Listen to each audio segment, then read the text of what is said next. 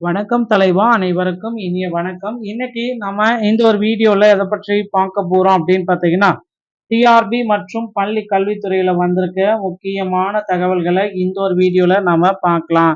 நீங்க நம்முடைய சேனலை முதல் முறையா பார்க்குறீங்க அப்படின்னா மறக்காம ஒரு சப்ஸ்கிரைப் அண்ட் பெல்ல கிளிக் பண்ணி வச்சுக்கோங்க. ஸோ வாங்க வீடியோக்குள்ள போகலாம். ஆசிரியர் தேர்வு வாரியத்துல தற்சமயம் புதிய அப்டேட் ஒன்று வெளியிட்டிருக்காங்க. என்னன்றதை பற்றி தான் இந்த ஒரு வீடியோல நான் உங்களுக்கு கிளியர் கட்டா எக்ஸ்பிளைன் பண்ண போறேன். ஆசிரியர் தேர்வு வாரியத்துல பள்ளி கல்வித்துறையில ஆனுவல் பிளானர்ல என்ன குறிப்பிட்டிருக்காங்களோ அந்த தேர்வுகள் நடத்த போறாங்க. ஸோ இதுல என்ன அப்படின்னு பார்த்தீங்கன்னா, பிஇஓ எக்ஸாம் நடக்கும், யூஜிடிஆர்பி உடைய தேர்வுகள் நடக்கும். ஓகேங்களா? ஸோ இதனுடைய அறிவிப்புகள் வர இருக்கு. அது மட்டுமே கிடையாது, 7499 காலி பணியிடங்கள்ல வந்து பார்த்தீங்கன்னா அந்த தற்காலிக ஆசிரியர் காலி பணியிடங்களை நிரந்தரமாக தற்சமயம் மாற்றியிருக்காங்க. அவங்களுக்கு உண்டான நிரந்தர அப்டேட் வந்து பார்த்தீங்கன்னா பள்ளிக்கல்வித்துறை சார்பாக கொடுத்துருக்காங்க. 7499 மக்களுக்கு வந்து பார்த்தீங்கன்னா ரொம்ப நன்மை பயக்கக்கூடிய செய்திகளாக இருக்கு.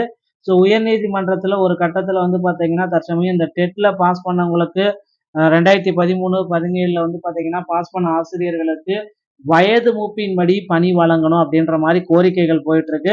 2013, 17, 19 டெட்டாசிரியர்களுக்கு வயது மூப்பின்படி பணி வழங்கணும் அப்படின்ற மாதிரி ரிட்மனு எல்லாமே தாக்கல் பண்ணியிருக்காங்க. இதோடைய தீர்ப்பு வந்து பார்த்தீங்கன்னா இந்த வார இறுதிக்குள்ளார வெளியாகலாம் என்று எதிர்பார்க்கப்படுதுங்க. ஸோ அடுத்து வந்து பார்த்தீங்கன்னா டெட் தேர்வில் இன்னொரு முக்கியமான ஒரு விஷயம் நடந்துட்டு இருக்கு. ஸ்டாலின் வந்து பார்த்தீங்கன்னா முதலமைச்சர் ஸ்டாலின் இதற்கு ஒரு முக்கியமான கையெழுத்தை ஒன்று போட இருக்காரு. என்ன அந்த கையெழுத்து அப்படின்றது தான் இப்போ ஆச்சரியமா இருக்கு. டெட்ல பாஸ் பண்ணவங்க வந்து பார்த்தீங்கன்னா டெட்ல பாஸ் பண்ண அனைத்து மக்களுக்குமே இனி 60 மதிப்பெண்கள் எடுத்தா பாஸ் என்ற சிக்னேச்சர் கையெழுத்து வந்து பார்த்தீங்கன்னா ஒரு அரசாணை. ஏன்னா நீதிமன்றத்தில் வந்து பார்த்தீங்கன்னா கோர்ட்ல கேசஸும் போயிட்டு இருக்கிறதுனால டெட்ல பாஸ் பண்ணவங்கள அனைத்து கம்யூனிட்டியா இருந்தாலும் சரி, எந்த கம்யூனிட்டியா இருந்தாலும் சரி, இவர்களுக்கு டெட்ல பாஸ் பண்ணியிருக்காங்களா, ஓகே, 60 மார்க் எடுத்தா பாஸ் என்ற அரசாணையை ஜியோவை ரிலீஸ் பண்ண போறாங்க. இது எப்ப அப்படின்னா இந்த டைம் தேர்தலே நடந்தாலும் சரி அப்படின்ற மாதிரி இன்னும் ஒரு சில தினங்கள்ல டெட் பாஸ் உடைய ஜியோ வந்து ரெடியா இருக்கு மக்களே. ஸோ நீங்க இப்பந்தே உங்களை தயார்படுத்தி கொள்ளுங்கள். டெட்டோடைய பாஸ் ஜியோ எல்லாமே வந்து பாத்தீங்கன்னா விரைவில் பப்ளிஷ் பண்ண போறாங்க. டிஆர்பியில் இது எல்லாமே ரொம்ப ரொம்ப இம்பார்ட்டண்டா கருதப்படுதுங்க. ஸ்டாலின் அவர்கள் இதற்கு வந்து மிக முக்கியமாக ஒரு கையெழுத்து வந்து சிக்னேச்சர் போட இருக்காங்க.